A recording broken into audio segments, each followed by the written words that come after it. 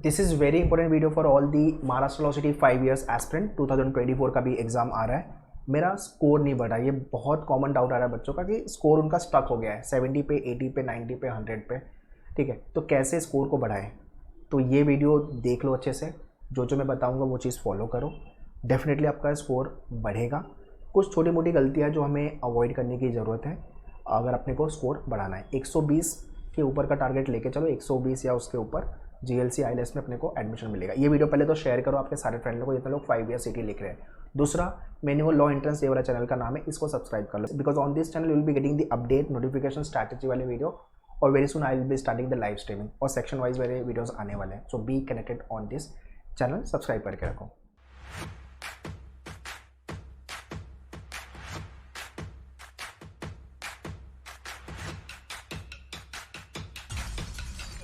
सबसे पहले तो जितने लोगों ने अभी तक मॉक नहीं लिखा है तो you are doing the big mistake.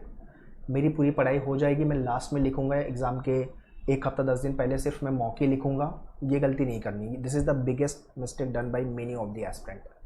ठीक है, तो आपकी आधी पढ़ाई हुई है, थोड़ी बहुत हुई है, ठीक है, मॉक लिखना चालू करो। प्रिपरेशन के साथ साथ मॉक लिखना है अपने को। आई रिपीट, प्रिपरेशन के साथ साथ मॉक लिखना है अपने को। पहला मॉक जब आप लिखोगे आपका दिल टूटेगा, आपका स्कोर कम आएगा, डीमोटिवेशन आएगा, मॉक लिखने का मन नहीं करेगा क्योंकि स्कोर कम आ रहा है, तो डीमोटिवेशन आ रहा है, और डीमोटिवेशन की वजह से पढ़ने का मन नहीं कर रहा है। ये सारी चीज़ें होगी। ठीक है, ये सारी चीज़ें मैंने ऑलरेडी काफ़ी बच्चों से बात की है, तो उनका भी सेम फीलिंग है, बट मेरा उनको बोलना है कि भाई मेरी बात मानो। ठीक है, इनिशियल 1-2 मॉक में ये होगा, कोई प्रॉब्लम नहीं है। अपने मेन्यूअर पे 20 मॉक है, you will be getting 20 mock test. I think 15 mock के आसपास कुछ लॉन्च भी हो गए, बाकी के मॉक टेस्ट भी gradually we will be launching. ठीक है, 10 मॉक अगर हमने वेस्ट बोल लो या इन्वेस्ट बोल लो करने में लगा दिया, डजेंट मैटर, चलेगा। 11वें मॉक से तो हम फोड़ेंगे, और 10 मॉक भी नहीं लगेगा यार, 5-6 मॉक के बाद आप अच्छा करने लग जाओगे। इसलिए मैं बोल रहा हूँ पर वीक एटलीस्ट 1 मॉक लिखना चालू कर दो, पर वीक 1 मॉक। बट हाँ, एग्जाम के पहले 20 के 20 खत्म करने हैं। ओके, तो मॉक का प्रोग्राम का लिंक मैंने डिस्क्रिप्शन में दिया हुआ है, काइंडली चेक द डिस्क्रिप्शन। और अगर आपको लग रहा है मेरा कोई सेक्शन वीक है, you can check out the sectional programme. ठीक है, बाकी वीडियो सारे कोर्सेज का, लॉजिक का, मैथ्स का, इंग्लिश का, लीगल, सबका वीडियो देखना है आपको। हैंड आउट चाहिए प्रैक्टिस के लिए, और मॉक, ये पूरे मॉक के प्रोग्राम चाहिए, फुल लेंथ की बात कर रहा हूँ मैं, तो आप ये वाला कोर्स ज्वाइन कर लो, फुल कोर्स। ठीक है, बाकी प्रैक्टिस के लिए you can order books, e books. Book order करें तो विद इन वर्किंग 7 डेज आपके घर पे मिल जाएगी। महाराष्ट्र में अगर आप हो तो जल्दी मिल जाएगी। ठीक है, लिंक मैंने डिस्क्रिप्शन में दिया हुआ है, काइंडली चेक द डिस्क्रिप्शन, या तो फिर manuedu.com/law entrance पे विजिट कर लो। बाकी यार सोशल मीडिया हैंडल्स पे भी कनेक्टेड जाओ, व्हाट्सअप, टेलीग्राम एंड आपका इंस्टाग्राम एंड फेसबुक। अब बात करते हैं स्कोर को लेकर के। What is your current score? पहले तो मुझे कमेंट में लिख के बताओ आपका स्कोर क्या आ रहा है। आप लैडर 3 पे हो, लैडर 2 पे हो, या लैडर 1 पे हो, ये मुझे कमेंट में लिख के बताओ। अगर आपका स्कोर अभी 50, 60, 70 मार्क्स आ रहा है, मतलब आप अभी लैडर 3 पे हो, है ना। मतलब 150 में से 1/3 अगर मैं कर रहा हूँ तो 50 मार्क्स, है ना। 1/3 अगर करूँगा तो 50 मार्क्स, और इसी को मैं 1/4 कर लूँगा अगर, ठीक है, तो अराउंड 37-40 के आसपास।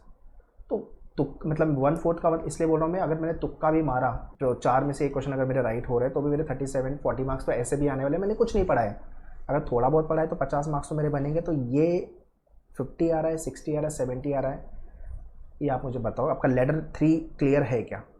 First target is what? Ladder 3। आप सोचोगे यार पहला मॉक लिखो, सीधा 150 में से 120 लेके आ जाओ, फुलिशनेस है, मतलब पॉसिबल ही नहीं है ये। और भी पहला मॉक लिखा, पहला मॉक यार हर किसी का स्कोर कम आता है। पहले दूसरे मॉक में तो लोगों का स्कोर नहीं आता, बहुत कम लोगों का स्कोर बहुत अच्छा आ जाता है। अगर उन्होंने दूसरे एग्जाम्स लिखे हैं, क्लैट लिखा है, दूसरे एग्जाम्स लिखे हैं, तो अलग बात है। अदरवाइज़ आपका 50, 60, 70, 80 आ रहा है तो अच्छी बात है। ठीक है, तो लैडर 3 पहले क्लियर करो। तो मैंने 150 जो क्वेश्चन है 150 मार्क्स के लिए, उसको मैंने ब्रेक कर दिया, और मेरे को जो चेज करना है 120, 130, उसको भी मैंने ब्रेक कर दिया। पहले मैंने लैडर 3 पे काम करना है, ये स्कोर अचीव करो। एक बार ये हो गया तो फिर लैडर 2 पे आ जाओ। 80 मार्क्स, 90 मार्क्स, 100 मार्क्स, ठीक है, ये मार्क्स आपका बन रहेगा। पहले आप इसको चेज करो। 80 बन रहा है तो 90 को चेज करो, 90 बन रहा है तो 100 को चेज करो। Chasing is important. ठीक है, हो सकता है कि आपने तीसरा मॉक लिखा और चौथे मॉक लिखने के वो थोड़ा टफ हो गया, तो उसको थोड़ा नीचे आ गया, तो जितना था उतना हुआ। ठीक है, बट 5वें मॉक में तो वो बढ़ेगा, है ना। तो ये चीज़ आप थोड़ा देखो कि मॉक के अंदर जो स्कोर है वो ज़्यादा ऊपर नीचे ना हो, और प्रीवियस मॉक से नेक्स्ट मॉक में स्कोर बढ़ना ही चाहिए, कम नहीं होना चाहिए। तो उतना हो जाए तो फिर बढ़ जाए, ओके, लैडर वन जो है 110, 120, 130, जहाँ पर आपको GLC ILS पे कॉल आएगा या तो फिर आप टॉप मारोगे, ठीक है।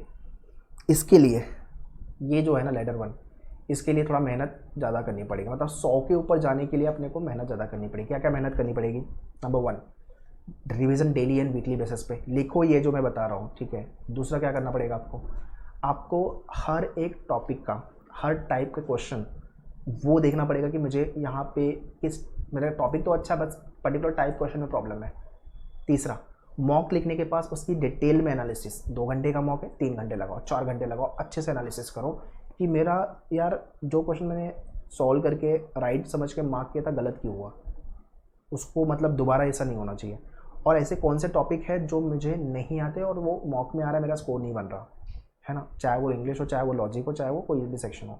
और तीसरा, आपको ये समझने की जरूरत है कि जब भी आप मॉक लिख रहे हो तो उसको आपका रियल एक्चुअल CET का एग्जाम है वो माइंडसेट के साथ लिखना है। बेडरूम लॉक हो आपका, फ़ोन साइलेंट पे हो, है ना, वाटर बॉटल लेके बैठो, रफ वर्क के लिए पेपर लेके बैठो और पूरे फोकस के साथ मॉक लिखो, एकदम सीरियस होके। जितना आता है उतना अटेम्प्ट करो।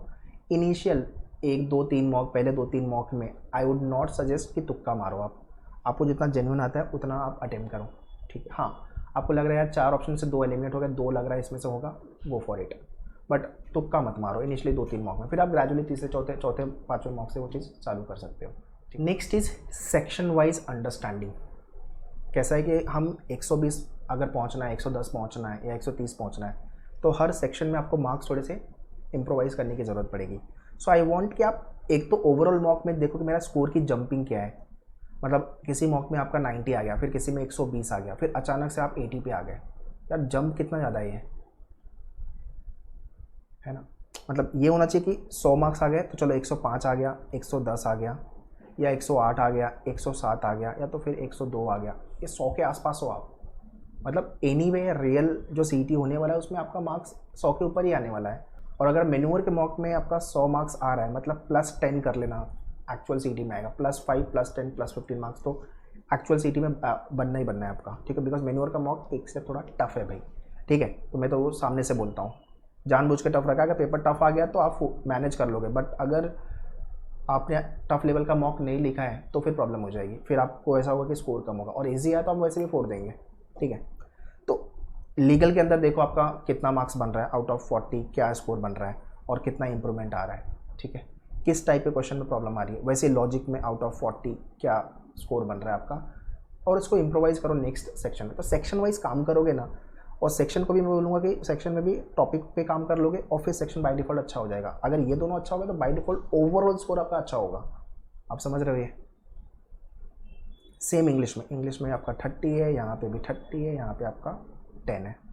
आउट ऑफ 30 इंग्लिश में कोशिश करो आपका अच्छा स्कोर बने, अराउंड 25+ बन रहा है तो और अच्छी बात है, ईजी लेवल की इंग्लिश आती है, सिर्फ वो कैप पे थोड़ा अच्छे से काम कर लेना, ओके। बाकी जीके में स्टैटिक पे ज़्यादा फोकस रखना, बिकॉज एग्जाम में स्टैटिक ज़्यादा पूछ रहा है कंपेयर टू करंट अफेयर्स। और मैथ्स के अंदर यार 10 में से 8 मार्क्स 7 मार्क्स कहीं नहीं गए, बहुत है इतना अगर आ रहा है तो।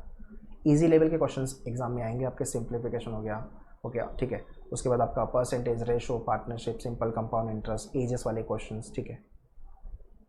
तो हर सेक्शन में आप जैसे जब आप मॉक लिखोगे, जैसे कि आपने मॉक 2 लिखा हुआ है, अब आप मॉक 3 लिख रहे हो, तो मॉक 2 के कंपेयर में मॉक 3 का जो हर सेक्शन था उसमें मेरा कितना मार्क्स बढ़ा हर सेक्शन में, और किसमें कम हुआ, और रीज़न क्यों कम हुआ और रीज़न क्यों ज़्यादा हुआ, है ना। ये थोड़ी डिटेल में एनालिसिस करोगे ना, एनालिसिस यार बहुत इंपॉर्टेंट है। आपको मेरे से भी नहीं पूछना सर मैं किधर काम करूँ, मैं कैसे स्कोर बढ़ाऊँ, how should I maximise my score, या मैं स्टक हूँ तो क्यों, ये सब रीज़न है स्टक होने के, क्योंकि हमारे एनालिसिस इस लेवल पे है ही नहीं, ठीक है ना। जो क्वेश्चन आपके अटेम्प्ट नहीं कर पाए आप, वो देखो आप मॉक में क्यों अटेम्प्ट नहीं कर पा रहे हो। क्वेश्चन टफ था या उस समय दिमाग नहीं चला, बट बाद में यार ये तो डूएबल था, बट क्योंकि प्रेशर था, टाइम मैनेज करना था, इसलिए नहीं कर पाया, ठीक है। ये सारी चीज़ें आप समझो।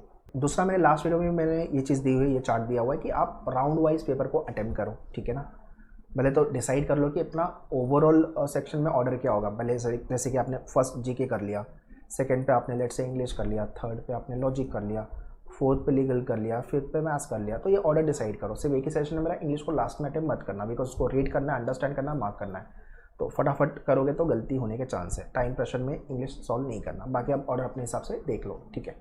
तो राउंड 1 में इजी लेवल के क्वेश्चन लॉजिक के सॉल्व करो, राउंड 2 में मॉडरेट लेवल के, राउंड 3 वो टाइप के क्वेश्चन है जो वैसे भी मैं छोड़ने वाला था, मेरे से नहीं बनने थे, तो लास्ट में 5-10 मिनट दे दूंगा, देख लूँगा, ठीक है। वैसे इंग्लिश में राउंड 1, राउंड 2, राउंड 3, जीके में 2 राउंड बहुत हो गया, लीगल में round 1, round 2, round 3 and maths में राउंड 1, राउंड 2, दैट्स ऑल।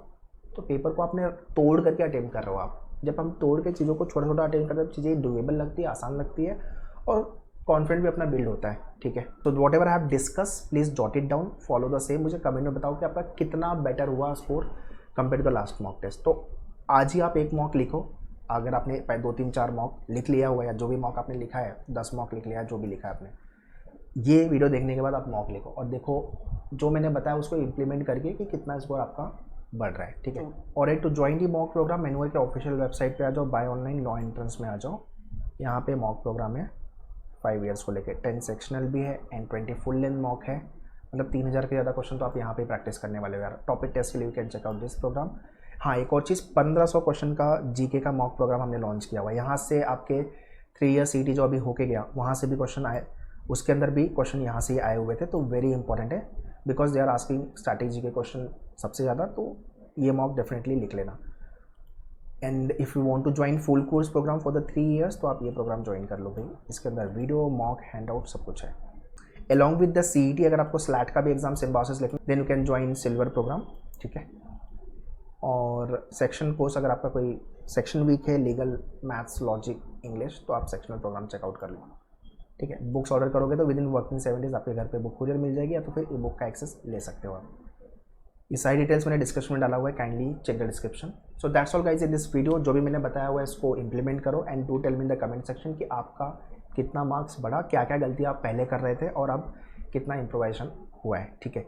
2024 के साथ साथ प्रिपरेशन को लेकर के 2025, so those who are starting their preparation for the year 2025, any of your friend or later those who want to start 2025 या तो फिर 2026, जितने लोग 11th स्टैंडर्ड में हो या अभी जस्ट 12th में गए हो, तो उनके लिए हमने ऑलरेडी बैचेस लॉन्च किए सारे सेंटर पे, वसई, दादर, थाने, अंधेरी, बोरीवली, और अगर मुंबई में नहीं तो ऑनलाइन के लिए you can contact our team on this number. तो you can visit our centre, you can start your preparation. All the very best, let's crack CET together. Thank you.